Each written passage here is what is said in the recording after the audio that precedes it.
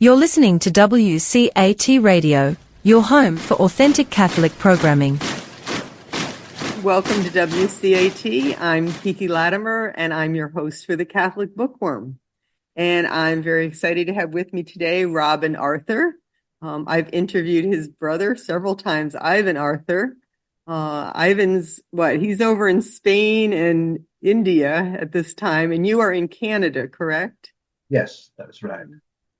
Robin has written a book called It's Everybody's World. We either live together or die together. And so we're very privileged to have him with us this morning. And how about, Robin, you start us off with a prayer? Yeah, sure. Dear Lord, we come to you with humble hearts, seeking to share thoughts on the healing of our world, so that going forward, we may be able to seek the emergence of a just world that's egalitarian, compassionate, and globalized in its thinking. We seek to work towards a common responsibility for a common future. In Jesus' name we pray for your redemption. Amen. Well, I just finished reading the book yesterday, and I loved it. It was not what I was expecting. It has such a cheery title. It's Everybody's World, which sounds lovely. But you do address a lot of really grave matters and the situation of the world today. But I guess before we get to that, I should ask you, tell us a little bit about yourself. Kiki, I am a journalist by training and have been in this 30, 40 years. In fact, in 1995, I was the recipient of the Pan Asia Journalism Award, and I have been passionate about this, my work, and even today, at 74, I continue to write on issues that I think, and issues firstly that I'm familiar with, essentially the political world, economics, and lately theology. In 2019, I did a book that was titled Science and the God Illusion, which was a repost to Richard Dawkins' book, The God Illusion.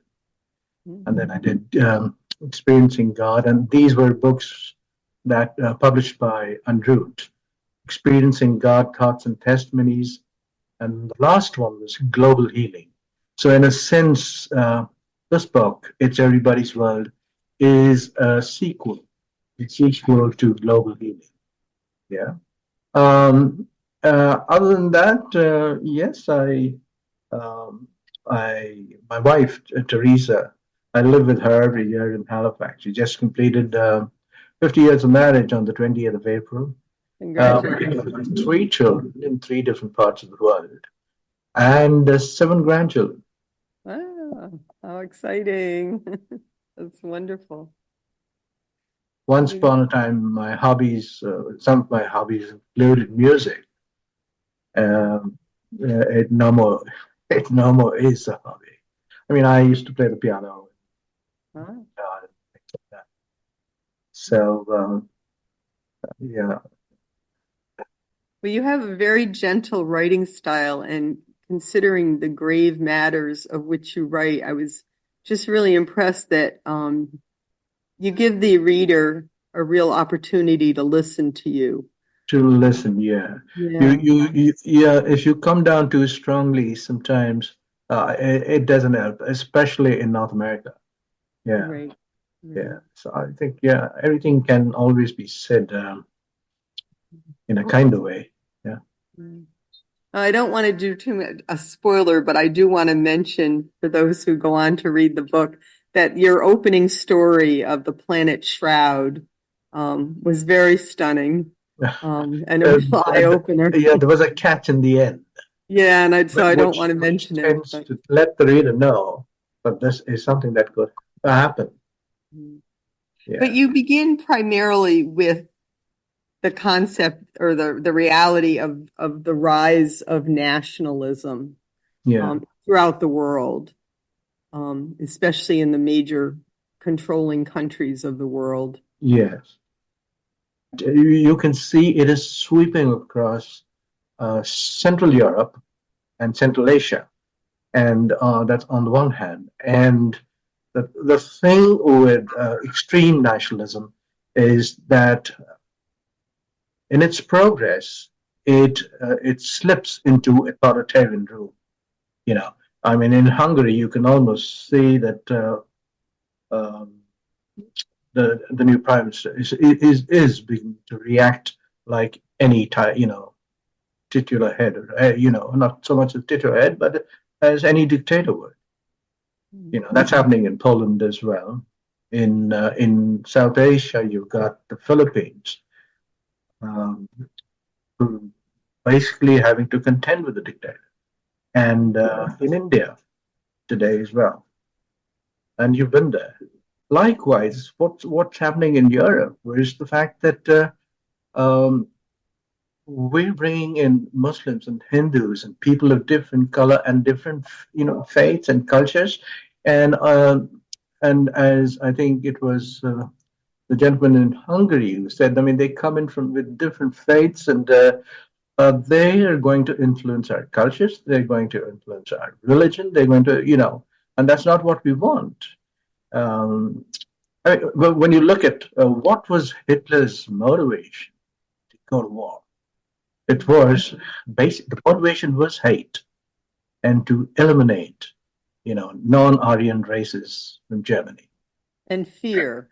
And to create fear and thus eliminate. We wanted to see the end of the Jews. I mean, the extreme hate causes this to happen. You begin with the Ubuntu phrase, I am because we are. Yes. Right, that is in fact a notion that many Africans hold, and the word that expresses that in one word, that word is Ubuntu. Most Africans know what Ubuntu means. What Ubuntu really means is I am because we are. And again, I will be talking about Ubuntu in this 1-hour interview with you. Beautiful concept. So, I mean, we certainly here in the United States are seeing a rise of nationalism. Clearly with Donald Trump's having come there, gotten there in 2016. You saw the first thing he was trying to do was firstly build walls so that he, keeps the people he doesn't want outside its borders. One. The other was to ban Muslims of some 7 countries or whatever, so that he limited the number of Muslims coming.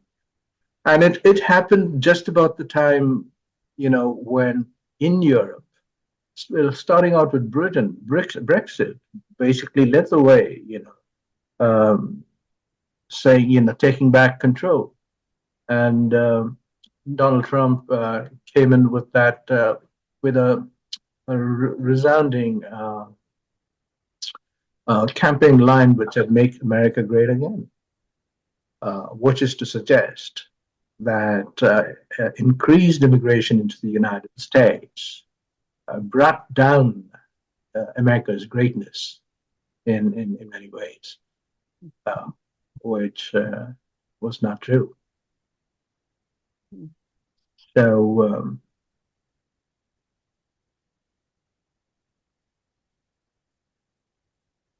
you mentioned the statement, a civilized nation cannot turn to actions that dehumanize the marginalized, seeking refuge at their borders. Yes. I mean, we know that, for example, when Syrian refugees were at Hungary's borders, he sprayed them. What's it called? What's the when you spray mobs?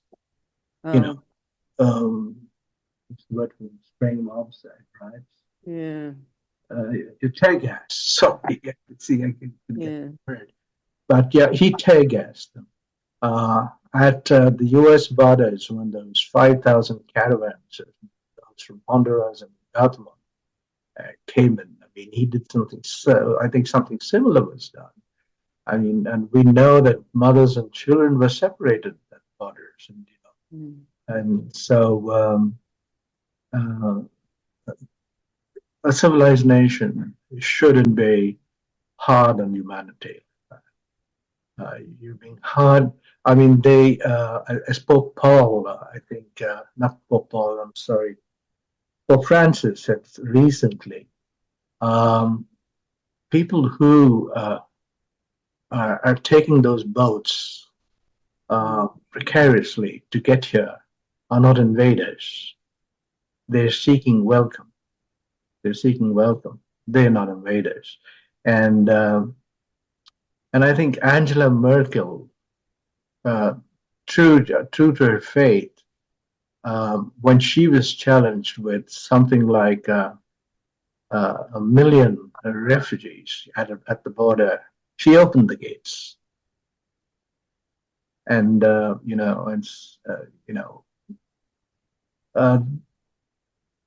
it's very interesting. Civilized nations would deal with the issue that way.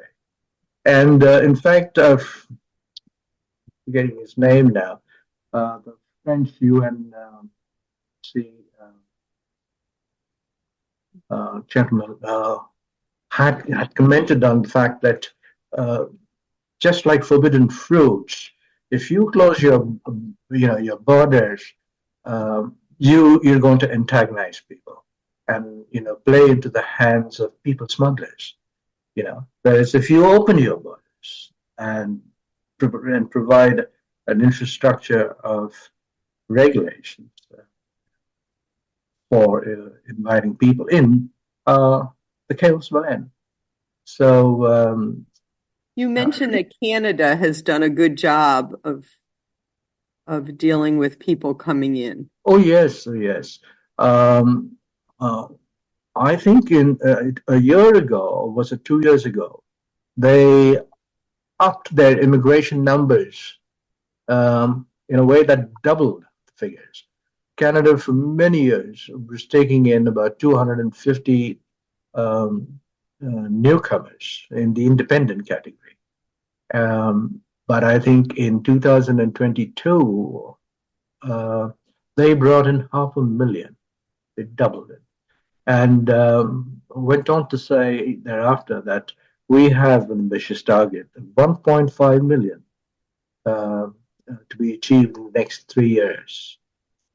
Because apparently Canada sees immigration as a catalyst to the economy. It bumps up the economy. How? I mean, it's raising the tax levels, okay, the tax base rate. It's increasing economic consumption. It brings in skills, and especially in the region where we are, in what is called the Maritimes or the Atlantic region of Canada. There's high aging population. Okay, well, we have that here as well. Yeah, I mean, yes. So if we're going to be competitive in a competitive world, we need those skills. We need young people, and we need brilliant people. And in fact, when this happened in the 1990s, engineers, doctors, and software specialists, came in. That took the economies of Australia, Canada, the United States, and the UK to new heights, never known before. Right. So, little does the man on the street know, the man on the street in North America, know that immigration is a capitalist in the economy. Well, I mean, we have an aging population. We have people not having children, so we don't have young people sort of bringing up the rear, as There they you say. go. Yes, yes. So there, Yeah, I mean, we have employment signs everywhere you look. On every single business, there's, we are hiring, and there's nobody to fill positions here in the United States. yeah, Especially lower level jobs that our children don't want. They don't want yes, those positions, which is yes, interesting to me yeah, that, the same people that are looking for workers don't want immigration. Well, where do you think people are going to come from? yeah, We have to be receiving people from cultures that are still having children. yeah, yeah. That's right. So it's After you asked me to set out a few questions, I put down, I compartmentalized all of these thoughts into different segments, and I sent that out to you, didn't I?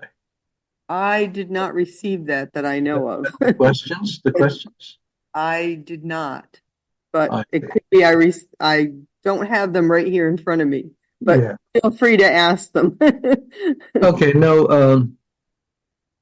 Perhaps you want me to say something about what the book is about. Is it a reference to growing nationalism that keeps other cultures and religions at safe distance?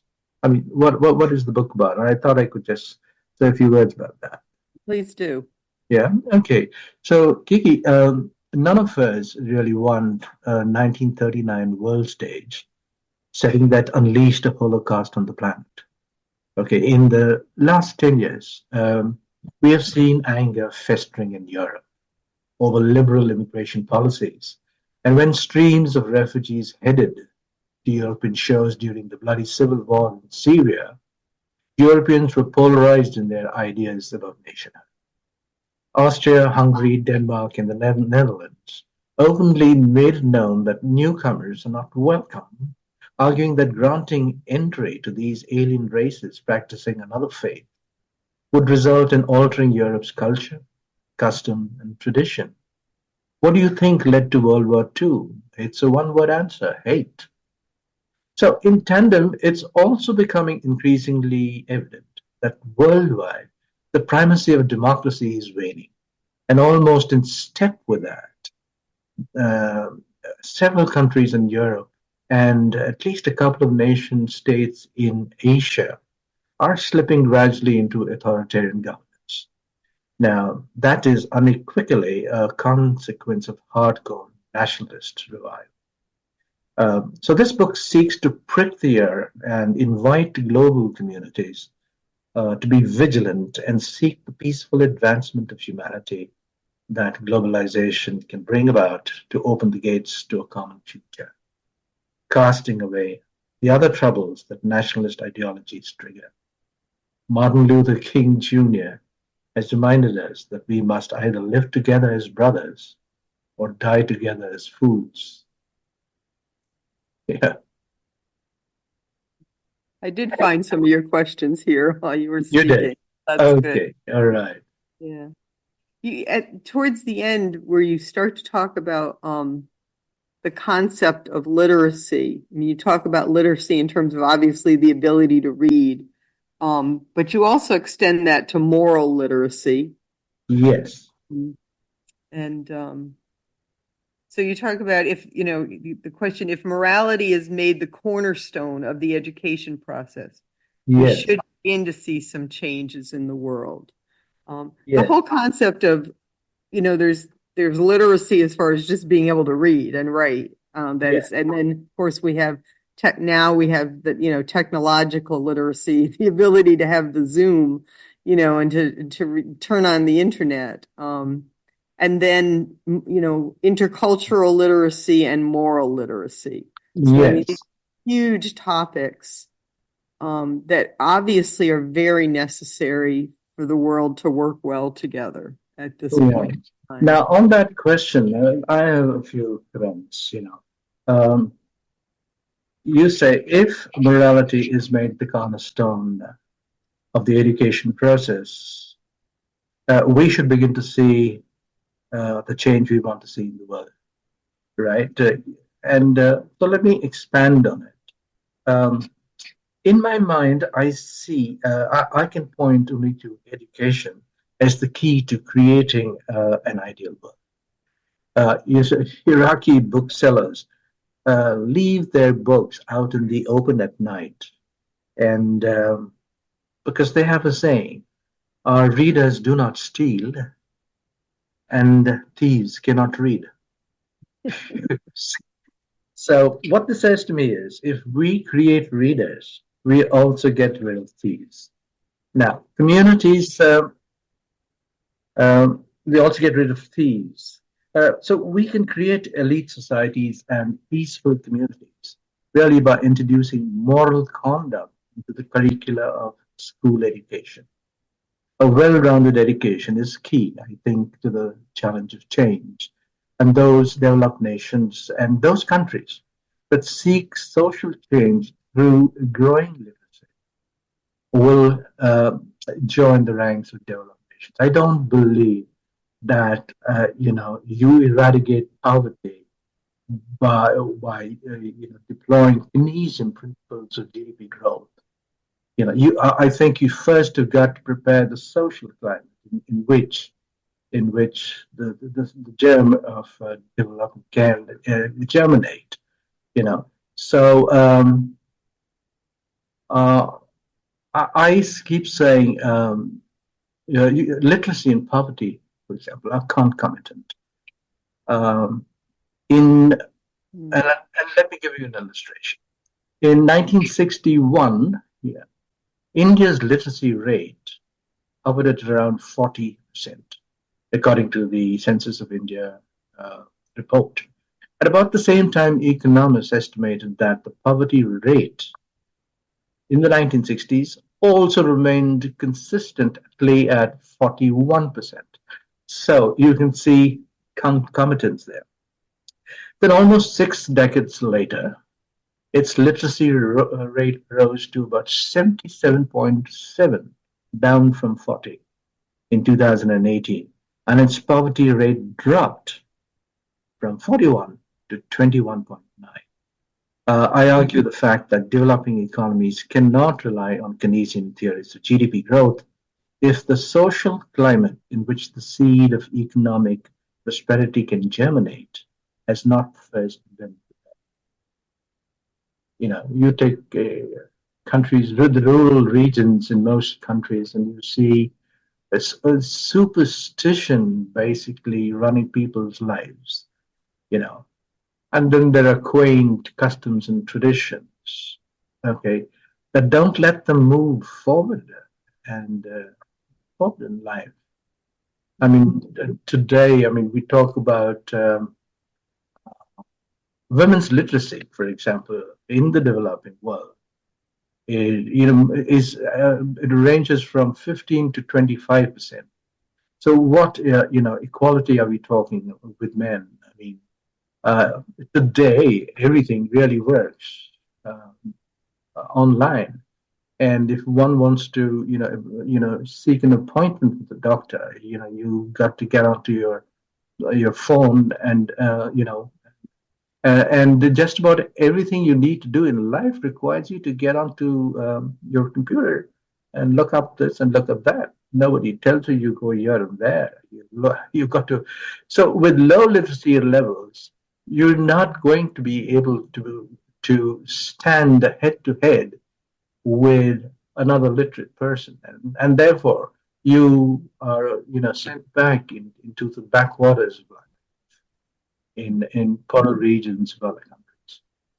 So literacy, I keep saying, eliminates poverty by engaging societies in economic development. It boosts employment, scorns race-driven prejudice, and dispels ignorance. Okay. Likewise, moral literacy creates a society that abhors violence and the scourge of war, and creates the climate in which nations are transformed and driven to spawn and engender peaceable generations. Education fosters national morality. And so I say, if morality is made the cornerstone of the education process in developing countries, we should begin to see the change we want to see in the world. Yeah. How do we dispel the fear? I mean, is it just a matter of education, the fear of other cultures? The fear of other cultures, I think, again, would be non-existent once literacy rates are raised. For example, when I came to Canada, the only shock, culture shock, I faced was the fact that dinner is had at 5:30 in the evening. You know, I remember bringing in somebody to install our dishwasher as soon as, and this was 25 years ago. And he said, "I'll come dinner time." I said, 10:30, that would be too late. He says, "No." I said, "Dinner time." I said, "Yeah, you're talking about 10 o'clock." And he says, "No, I'm saying 5 o'clock." So that was culture shock, nothing else. I mean, the fact that I was, because firstly, you might say, having gone to Jesuit schools in India, traveled to most parts of the world, um, getting into North America did not in any way make me uncomfortable at all. Also because language was not an issue. You speak the language here that I spoke well in India, and so yeah, that I would think answers your question. Now, those that come here with not too familiar with the English language might require that. They are obviously literate. I mean, there are so many computer professionals coming out here that may not really be fluent with the English language, but they're technologically very competent. Yeah. But I suppose it's not fear, but a sense of discomfort of not being able to speak as equals. And that soon changed a couple of years. What would you say about this is my biggest concern. I'll see if I can express it well and I can give you a story related to it. But it seems to me that multiculturalism, interculturation, education for everyone are Judeo-Christian concepts to begin with. For example, my husband had a good friend, an Islamic friend many years ago, Muhammad, and they were friends. They would go for walks together, and share aspects of their faith. My husband's Catholic. And at one point, my husband asked Muhammad, "Do you enjoy the religious freedom that you have here in the United States?" And he said, "Yes, it's wonderful. I love it." And then my husband asked, "If your culture were ever to take over the United States, that'd be the dominant culture, would you want that religious freedom to continue?" And he said, "Absolutely not. We don't believe in religious freedom." So, Yes. so it seems to me, I mean, I love the concepts in your book, but I'm a Catholic. And it seems to me that these are under the foundation of everything is a Judeo-Christian concept. What about people whose culture is, we don't believe in multiculturalism? Those who don't believe in multiculturalism. Right. We don't believe in education for women. We don't believe in the concepts that not believing in not those that don't want women to be educated are from the backwaters of life in any country. I mean, women's but then this happened 150 years ago. I mean, in North America, the woman was given the privilege to vote sometime in probably 1918. Yeah, so those views that put the women out of that took women out of the mainstream of life was long ago. If it still happens, then again, literacy changes all of it. Education changes all of that. It changes your own understanding of the social political structures that we have in North America. and it realizes that egalitarianism is important if we are to survive. Yeah, Mhm. yeah. I don't know if you want to talk about this fact. I say that the political situation today is reminiscent of World War II. And do you want me to just expand on that? Yes, please. Yeah, I Yeah, think that's important. because I think what I said to you is, yeah, that it's reminiscent of 1939 when world powers clashed and unleashed World War II upon us. So, what would be my presumption to hold that view? I mean, is it really so scary? So, what I'd say to that is, um, it's it may seem like an exaggeration to say that these are scary times, almost reminiscent of the Holocaust of the first half of the century, when in 1939 a draconian world stage was all set for the exploration of evil. Now, we had the Axis alliance with tyrants in Italy, Japan, and Germany, who were pitched on one side against the principal allied powers, Great Britain, the United States, and the Soviet Union. Italy had invaded Ethiopia. Italy had invaded Ethiopia, yes, in October 1935. Japan had already taken Manchuria, and by 1937 or 38, it controlled large swaths. Germany had ramped up its pre-war expansion in 1938 with the annexation of Austria. So it's easy to see parallels in the way the world is set today, especially when you consider the new and strange alliances that state leaders have negotiated. The BBC has recently reported, only recently, that nuclear powered North Korea's weaponry is now actually being deployed to kill Ukrainians. Now, the report suggests that more immediate threat is now North Korea's ability to fuel existing wars and feed global instability. Then, of course, we have two wars raging on the ground. The US, UK, and European allies um, standing by Ukraine in its war with Russia, and the bloody war Israel is fighting in Gaza, with the US standing behind it, and Arab and Middle Eastern states watching outcomes closely. Mhm. Anything could happen. Um, it's just as well that the Stockholm International Peace Research Institute, in a press release released last year in June, reported that of the total global inventory of an estimated 12,500 warheads in January 2023, about 9,500 of them were in military stockpiles for potential use. And then of those, an estimated 4,000 warheads are deployed with missiles and aircraft, and around 2,000 warheads, nearly all of them would belong to Russia or the United States, are kept in a state of high operational alert, fitted to missiles or held in air bases hosting nuclear bombers. It's so bad.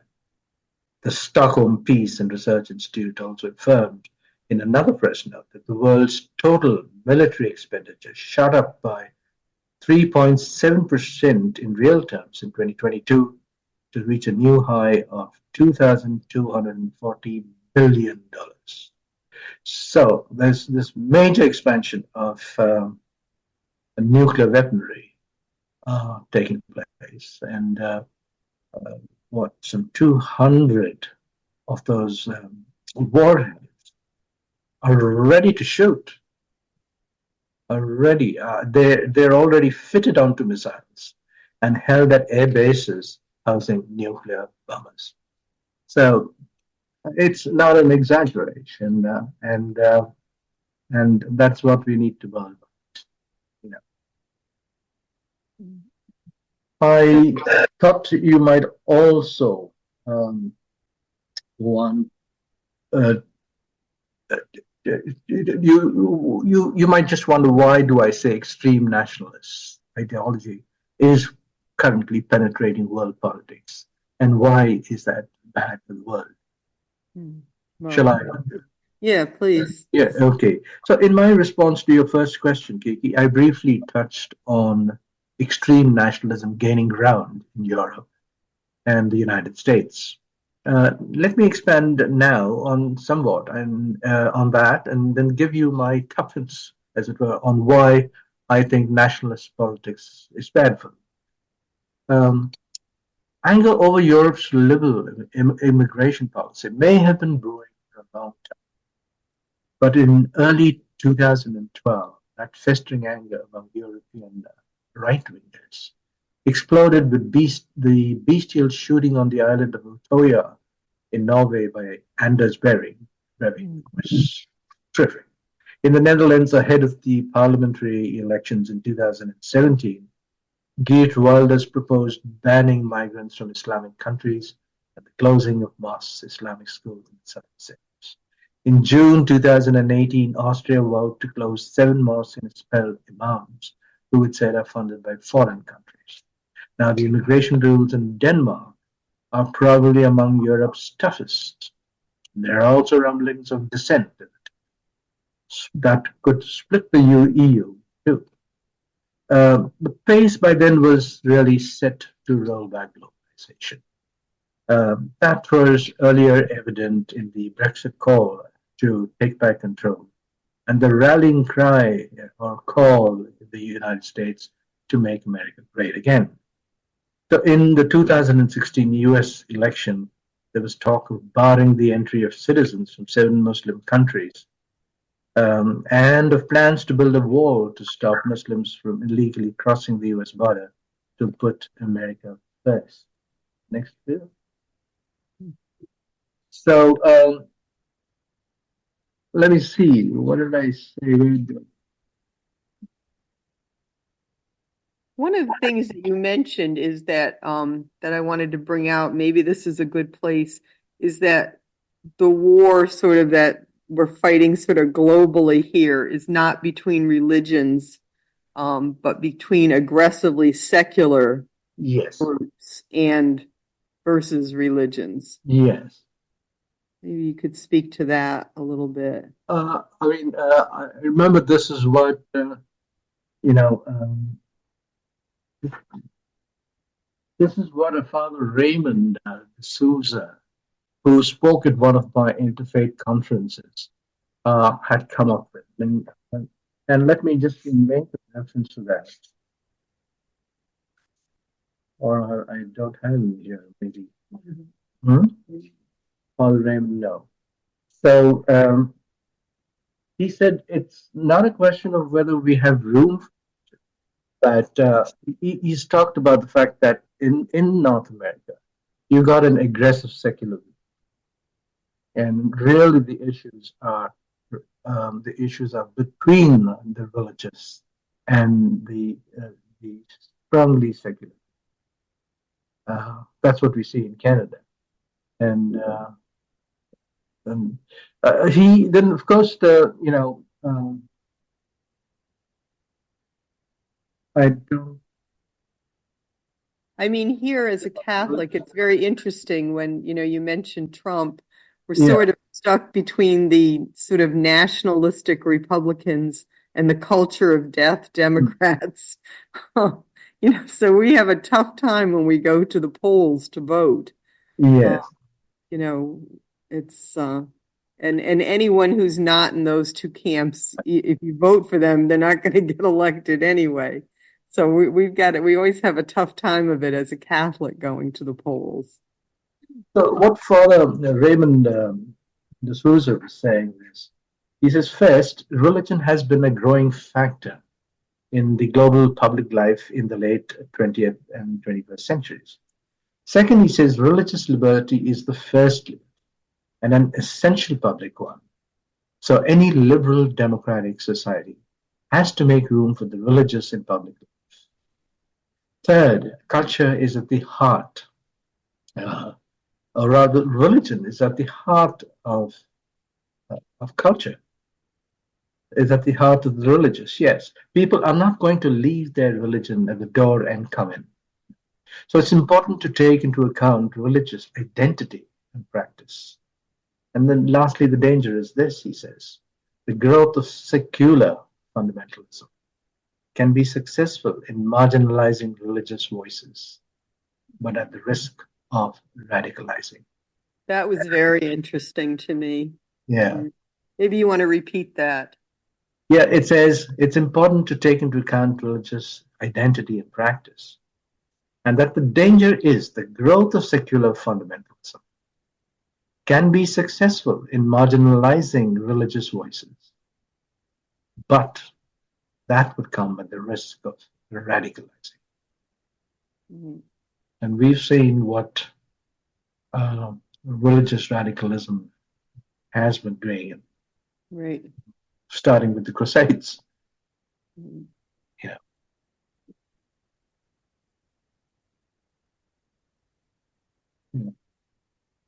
You mentioned that there is a lot of Islamic and Christian dialogue at this time.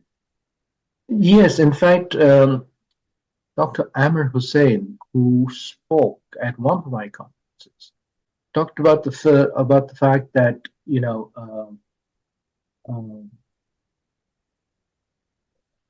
they now have in the United States, or rather, let's put it this: the United Church has got together with Muslim centers and Muslim, and mosques and such to come together and to agree on the commonalities between the two faiths, and and to accept the differences that lie between the two.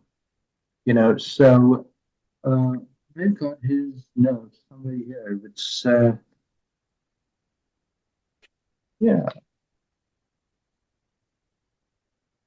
where is it?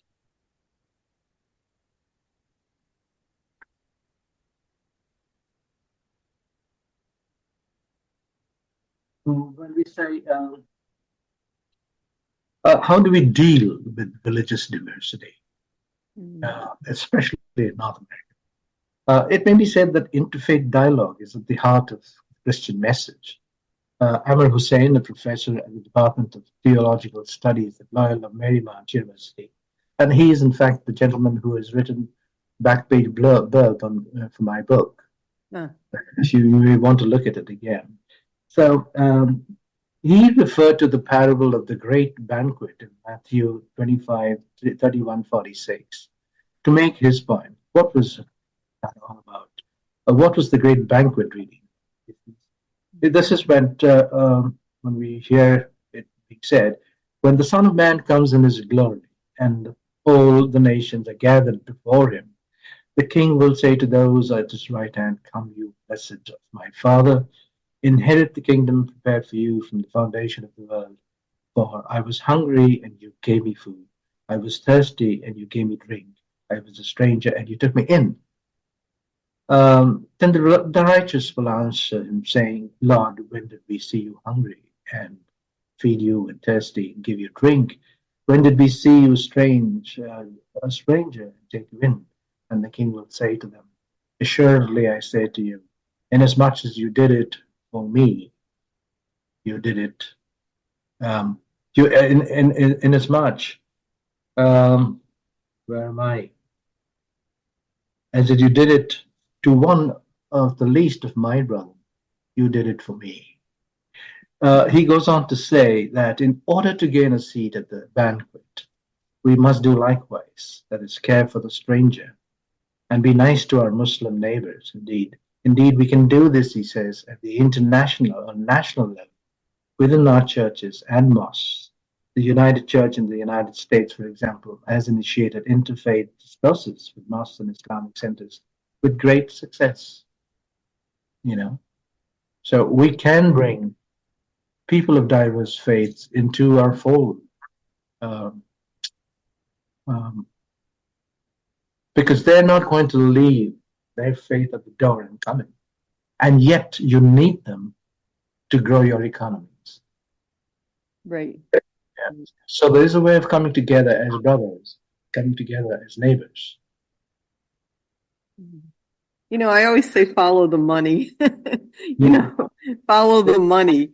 And, So it could very well be that economics will drive the interfaith literacy itself, because at some point we're simply going to realize we need people. Our cities need people. Yes, they do. Especially when the percentage of aged uh, aging populations are speeding up, Right. Yes, and so you need people in order to be competitive, and you need bright talent. On the other hand, you find them in different parts of the world. Canada is a great success story when it comes to its um, understanding of uh, benefits of immigration. Because so, one third of all of the doctors in this country, one third of all the pharmacists in this country, one third of the nurses in this country are newcomers. So it's going well. It's doable. Yes, and it's peaceable. Okay, Right. there are no issues, no riots, nothing of any kind. I mean, Canada is a model state that way. You know, everybody's nice to one another. So there is hope. Yes, there is hope. There is hope. You talk about the ability to find commonalities between cultures and faiths. Yes, and and through the three conferences that I had convened between 2011 and 16, that is what we saw. We came together to acknowledge differences and to recognize commonalities. And at the end of each of those conferences, I remember uh, there was so much of fervor, so much of passion in sharing thoughts about love and sharing thoughts about coming together. So your final chapters are really dedicated to education. This literacy, this moral literacy, cultural literacy. Yes. I repeat your question again, Kiki. Well, maybe you could tell us, how has Canada gone about doing multicultural and moral literacy such that it's worked? Yeah. Firstly, Canada has been advised by demographers and political advisors, and so the infrastructure, in fact, today is being built in a way that it does not identify, a ghetto somewhere, and a class of, burghers,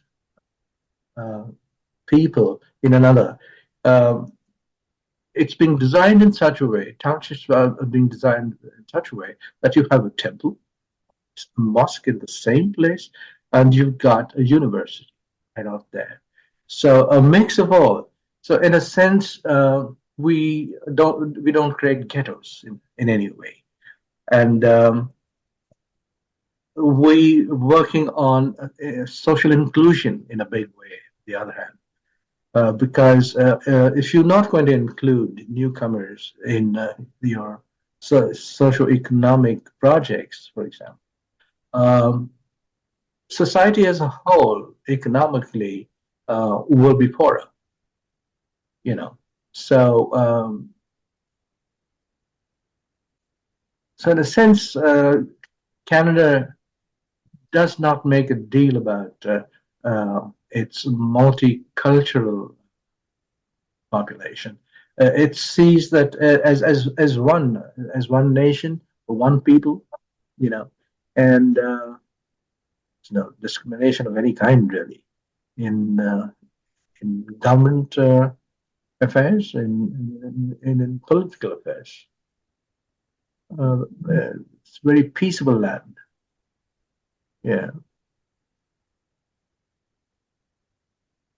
We're at 11:35. Time flies.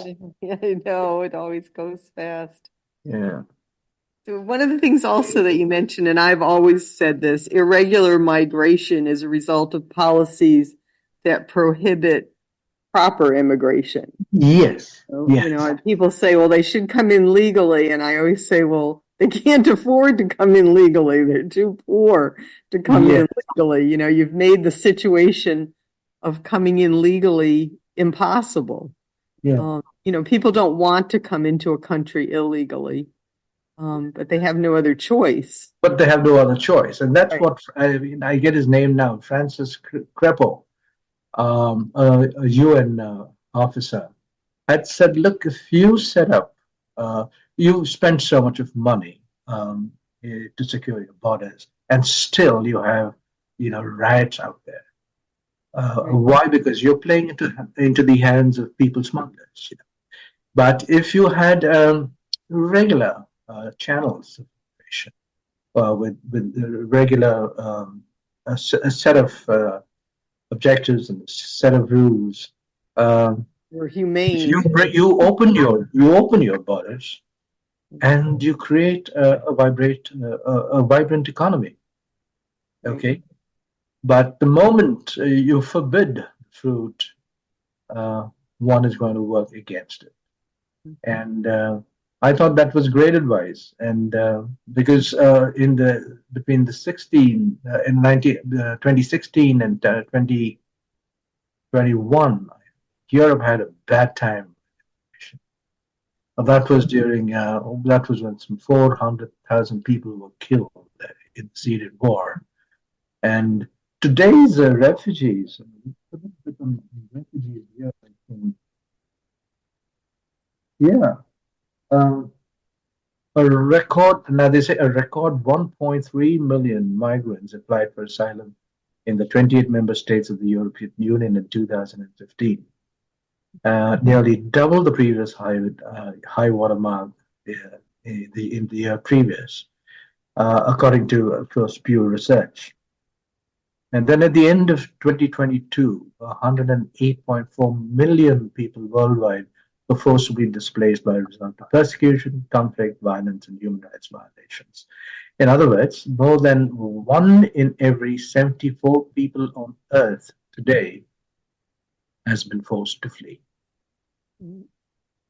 So you mentioned right after that in the book that this usually, they're fleeing from something bad, and that bad stems from a lack of literacy, a lack of education. Yes. So if we want to reduce migrants. The moment you have a literate state, the jobs are what you find in your country. You don't have to go elsewhere. And literacy changes that. And I say at another given point in time in this presentation that the West needs to aid in that program. I suppose it can do this with the cooperation of the United Nations to get into countries. Okay, and because I have seen that happen in India in over 10 years with government and non-government organizations, taking education levels to a new high. Poverty levels fell. And so it's something the world needs to come together for a peaceable world. Because violence and all of this really surfaces in low literacy level states. Well, there's so much in your book. It's a small book. It's doable for readership. It's not a tome. I highly recommend it because it's a very gentle book, as I said at the beginning, on really grave and important matters. Is there something that we haven't mentioned that you'd like to mention during this interview for people that are considering reading the book? I think we've covered much. What I guess readers would need to know is that the last section, which is an addendum, carries some 9 or 10 stories of refugees who've seen the worst of life. Um, those stories are people uh, who were part of victims at Auschwitz, and so they've been there, standing before these places where they were being burned, and we've seen, then of course we're talking about people fleeing Africa, the kind of troubles they've had. We've got stories of people who come to Canada, were treated badly and had to leave, and things like that. Stories that evoke a lot of pathos, and those stories, many have told me that they thought those stories were very moving, and it kind of pushes you to read more and more about where the world is going at this rate. Yeah. I think the stories are very important because I think it's very easy to think of like migrants or immigrants, people at the border as a group, just sort of a blob of humanity that you can kind of ignore. But when you get individual stories, you realize these are individual people with real families, real children, real sorrow that they're fleeing, real desires for a better future for themselves and their children. And I think when we have individuals, it's far more easier to tap into our compassion and love. It's hard to love humanity. I can't love humanity, but I can love you. Yes. So once, I always say, when I come back, for instance, from Haiti, and I speak about, the people that I've met there, I don't speak about groups of people. I speak about one little boy or one little child that I met and that experience, because people can understand the one. It's hard to understand the many. So I thought the stories were really important that you include. Well, you read the stories as well. I did. I didn't read all of them, but I read quite a few. Read a few. Yeah. Yeah. Okay. Yeah. And I've met people that have those kind of stories, and it's quite, I mean, I've had a very blessed and easy life here in the United States, and so I haven't experienced those kinds of things, but I have met people who have, and it just amazes me that they've hung on to hope. I had a seminarian at Holy Apostles College and Seminary. He was one of the Vietnamese boat people. And he piled in with, 30 other people into a little rickety boat. In fact, there's one story of the Vietnamese boat people in that book. I thought of him. The kind of trauma that they were subject to in that 5-day journey. Well, he got out with the group into the middle of the boat, and the boat sunk. Yeah. And he was hanging onto a board. He was the only person who survived. Everyone, his family, everyone around him died. And he was miraculously picked up by a passing ship and brought to a refugee camp where he lived for the next 17 years. And what amazed me, and he's now a priest here in the United States. Amazing. But what amazed me was he said in the refugee camp that he woke up every morning and thanked God for 17 years. Well, so do I. Yeah. I mean, I don't have stories like that, but no, I've got every morning. Yeah. So when you see that, when you see that it's real people, stories are so important. Yeah. Kiki, if you don't mind, I think I got to invite the other gentleman in now. Okay. I told you, I have this appointment at 12. And so... Would you like to... So the book is available on En route and Amazon. It's available, in fact, on Barnes & Noble And Barnes and and likewise, it's available on Poti, for example. Poti is an Indian publisher. Okay. It's available on Android Books and Media. It's available on all of the Amazon branches across the world, Barnes and Noble as well, and I think most online networks across the world. Thank you. And again, it's Everybody's World and Robin Arthur. And I thank you so much. Thank you, Kiki. I mean, you've done. I mean, you know, in just in the way you present, and the way you conduct the show, I was almost immediately addressed, and there was no anxieties of any kind. Yeah, so that it was lovely spending this hour with you. Thank you. Would you like to end us with a quick prayer? Yes, I could do that as well. Yeah.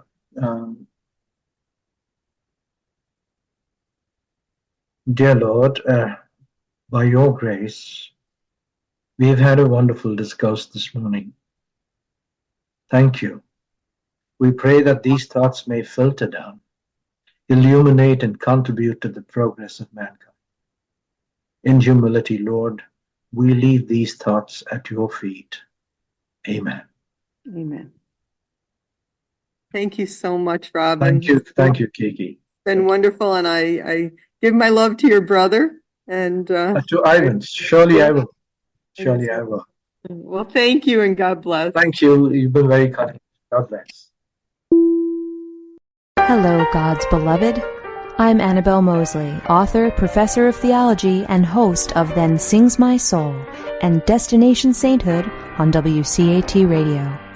I invite you to listen in and find inspiration along this sacred journey we're traveling together to make our lives a masterpiece and, with God's grace, become saints.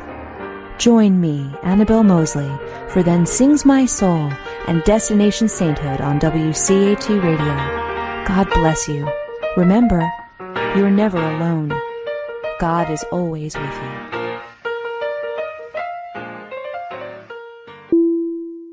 Thank you for listening to a production of WCAT Radio. Please join us in our mission of evangelization. And don't forget, love lifts up when knowledge takes flight.